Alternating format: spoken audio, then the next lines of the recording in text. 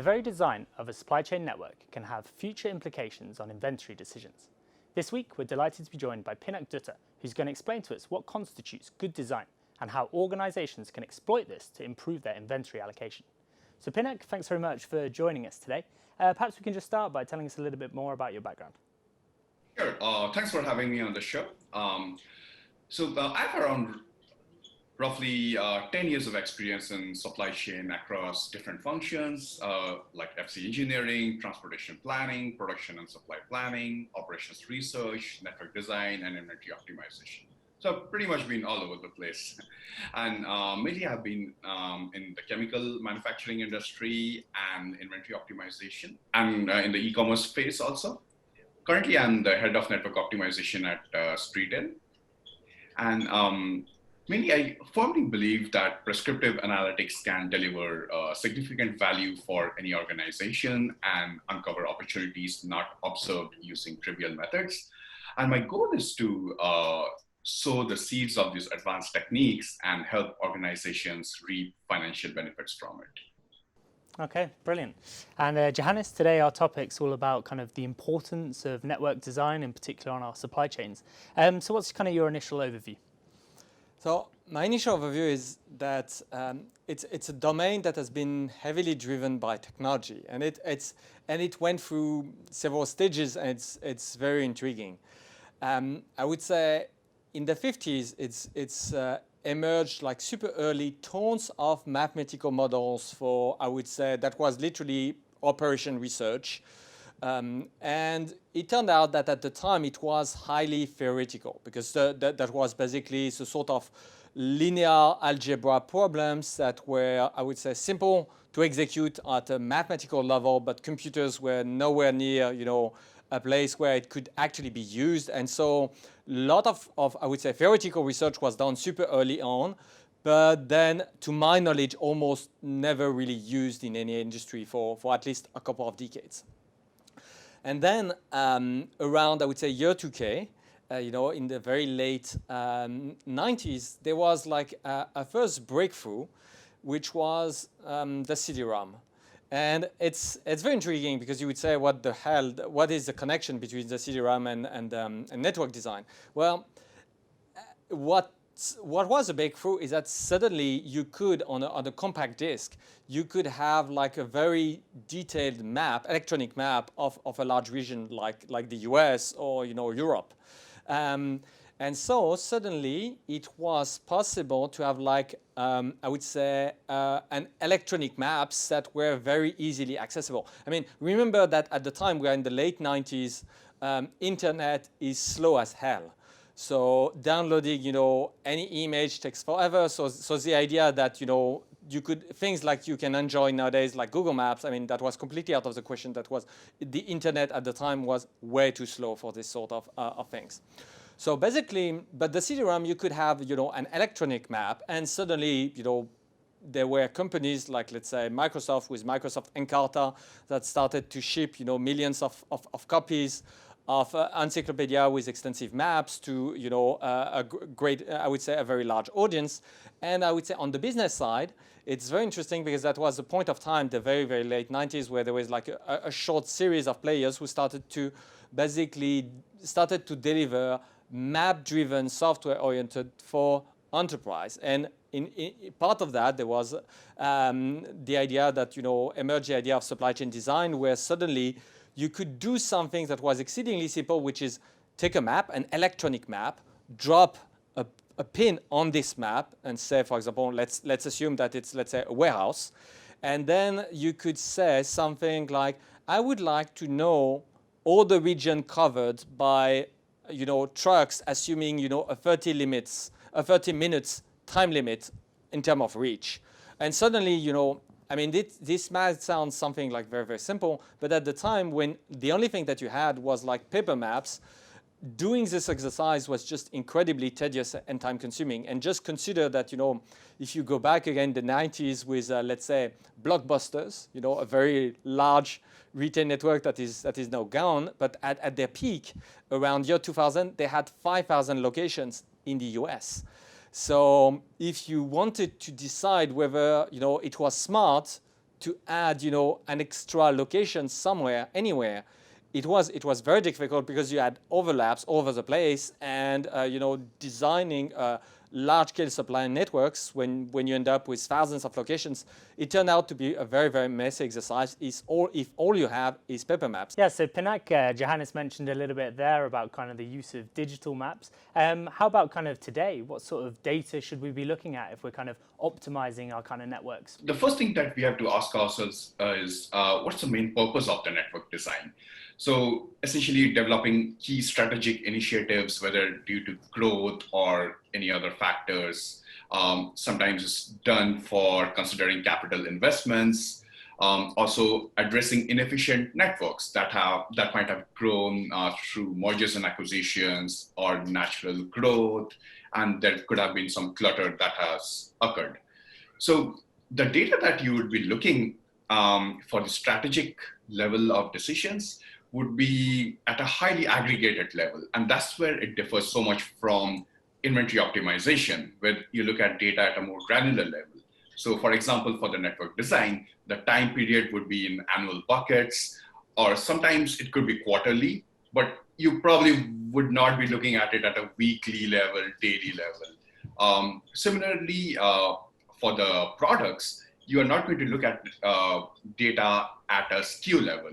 You're going to maybe look at it at a product category level, or maybe at even higher levels of aggregation. Similarly, instead of looking at individual storage locations, you would be aggregating the data at a facility level. So that's kind of the way you would look at the data. And regarding the mathematical techniques that you would use, you pretty much you're going to use techniques like integer linear programming models. Sometimes you would want to build some stochasticity into it to account for risk management or some other potential factors. So this is so that's where it's so different from something like inventory optimization, where you'd be looking at the data in weekly or daily buckets. Products, you'll be looking at SKU level, and you're probably going to look at the location at a storage location or facility level. And regarding the techniques, you're probably going to use something like a more stochastic way of looking at it. You need to take care of all the variations like lead time variations, forecast error, and any other sorts of variation. Okay, great. So yeah, Pinak kind of mentioned a few kind of approaches there to network design. How about from kind of an inventory optimization kind of perspective? How do the two kind of approaches kind of work together and complement each other? Yeah, I mean, that's interesting, because on this question, I completely agree with I would say, Pinak, which is you're looking, I would say, much further ahead when you're thinking in terms of network design. You're thinking in terms of investments. If you build a new factory or warehouse, you're probably going to keep this location in, I would say, in operation for 1 decade or maybe 2. So that requires to look, very far into the future. And I would say, as a rule of thumb, I mean, most of the transactional data start to completely lose its relevance if you look further than 1 year ahead.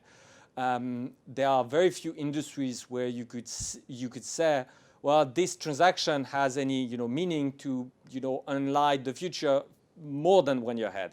It doesn't mean that you won't be selling any more products, but the products will have changed. You will have changed your assortment, you will have changed your branding, you will have changed your packaging, you will have changed so many small things. I mean, you might still be doing shampoo, but it's not exactly packaged in the same way. You might have brands that are a bit reorganized, etc. Those evolutions are slow and gradual, but if you look far into the future, suddenly the very disaggregated data really stop really making sense. So I completely agree in this regard with Pinak, and I would even say that statistics overall tend to lose most of their relevance if you start anywhere like 5 years ahead. There are very, very few industries, maybe aerospace, where statistics have still any relevance. Or at least I would say statistics based on transactions. In contrast, if you look at statistics done on, let's say, demographics, yeah, it's pretty safe. I mean, for example, the New York area was a densely populated region 50 years ago. We can, I'm not taking too much risk saying that unless something very catastrophic happens, the New York area will still be a very wealthy, densely populated area 50 years from now. So so I would say, but we're kind of changing the focus. In contrast, if I look at, for example, the sales of blockbusters that we had at the last 90s, could they enlighten us about what would happen for the next 2 decades? Yeah, obviously not. Now they have dropped to zero basically, and you cannot plan this sort of things so far ahead looking at your transactions.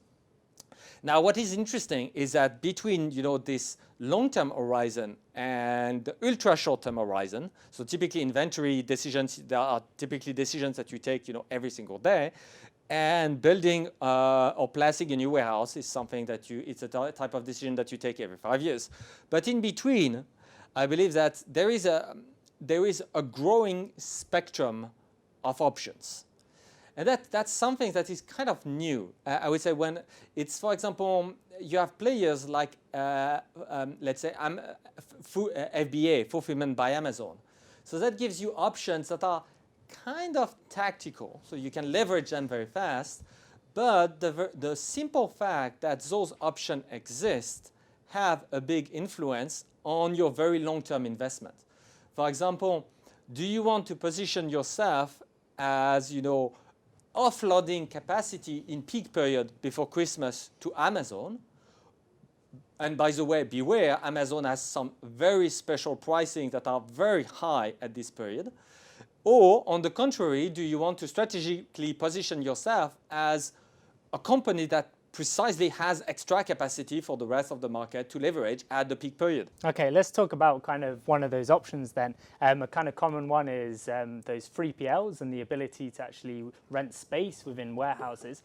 So Pinak, has that kind of changed the approach that companies are kind of taking and the philosophy that they have? Yeah, absolutely. So of course, 3PLs give you more flexibility, like Joannes was mentioning, in terms of warehousing and fulfillment, and specifically for peak periods. So if you assume like what we're going through is a pseudo peak period. So at this point, you can leverage various 3PLs that are available there, whether it be their fulfillment center, material handling, labor, anything that you can think of, you can potentially use them. The flip side is there potentially could be an impact on your service levels because you do not have the full control over it. So should be prepared for some of that. But of course, like it does provide great flexibility. Let's say if your own organization's fulfillment centers or other resources are at high utilization. So instead of going out and renting a new building, it sometimes just makes sense to utilize some of the 3PLs. And especially for certain programs such as cross-docking, 3PLs in certain organizations use 3PLs because it just gives them more flexibility, and also the fact that then they don't have to store the inventory themselves. And during cross-docking, you do not expect the inventory to be stored for more than a week anyways. So in those cases, 3PLs make good sense also. Okay, yeah. Pinak kind of mentioned a very kind of key word there, that idea of flexibility. And the idea is that maybe for taking more kind of short-term decisions, you can be much more flexible to what kind of can occur in the future. So how easy is it to kind of work with those kind of short-term kind of tactical decisions compared to more kind of long-term ones? I mean, clearly I would say it's easier to operate if you have, I would say, tons of short-term flexibility. It's just easier. Then, that being said, what is interesting is that there are like a bit, I would say, hidden costs. And I think the COVID-19 crisis has shown a lot of that. I mean, if I look at the outcome of this crisis that is hopefully, soon to be passed, is that companies like Amazon, who had been relentlessly investing in infrastructure for 2 decades now, they emerge from this crisis even stronger than before. And because imagine when everything kind of collapsed, when you have like a big crisis, etc., the companies who control, the infrastructure what happens? Well, they privilege their own needs and their own requirement and their own interests first. So you see, it's interesting when basically various countries, including the US, including France, entered a state of lockdown. E-commerce was even more relevant than before, and thus. And Amazon made some very strategic choices in reducing the assortment to gain in terms of efficiency, but they also made some very specific, choices to privilege their own products, which was, because they were reaching, peak capacity of their infrastructure anyway. So if you reach peak capacity, there was no point for them to actually give away, rent away even for a price, the capacity to other players. And so having, I would say, third-party flexibility is easy and very tempting and low cost, etc. And I would say the 99% of the time, it is financially better. But that's also interesting is that in more extreme situations, and I would say this COVID-19 crisis was, I think, a world-scale example of that. You realize that companies who have been very patient in growing, nurturing infrastructures, the payoff can be absolutely gigantic, and they emerge even stronger. Okay. Yeah, and Pinak, we've kind of spoken a little bit about kind of utilizing kind of map data. We spoke a little bit about kind of the cost per square meterage of 3PLs. But is there any kind of data that we look at that we might not classically consider, which we can use in sort of designing our networks? Yeah, absolutely. So one of the things that you can look at is where your competitor has their locations. So let's say you're starting out in the business. You can do all the analysis. You can get a software like, let's say, LlamaSoft Supply Chain Guru and do all the analysis. But at the end of the day, to make the final decision, something that would really help you is looking at where your competitors or the other players in the market have their locations. And that's why you'll find a lot of retail or e-commerce companies having their fulfillment centers close by. Because that's the easiest way to go with it. Even if you don't do a lot of analysis, you can just look at your competitors' data or maybe some sister industries' data and figure out where you need to have the locations. So that kind of becomes really important. Okay, yeah, it's an interesting one because I think if Blockbuster had been looking at Netflix and where that was located, it's located everywhere. So they'd have been in all sorts of trouble. Joannes, if we kind of look forward maybe now to the future, what is it that could be of interest for designing kind of the networks of tomorrow? If I look, I would say, at 20th century supply chain, the idea was get super big so that your average costs are super low. That was pretty much the motto of the 20th century. Just get the damn thing 5 times larger, and the price will only be like 3 times more expensive. And thus you have those economies of scale, and that works very nicely when you have like low complexity environment. Few products, few clients. Ideally, you distribute in hypermarkets, which removes I would say entire realm of questions from the pictures, etc., etc. 20th century, I think it will be more and more having something that is incredibly versatile. So you have more products, more complexity. Unfortunately, I would say, some people might like them, but I think overall it's very complicated. More regulations, changing regulations.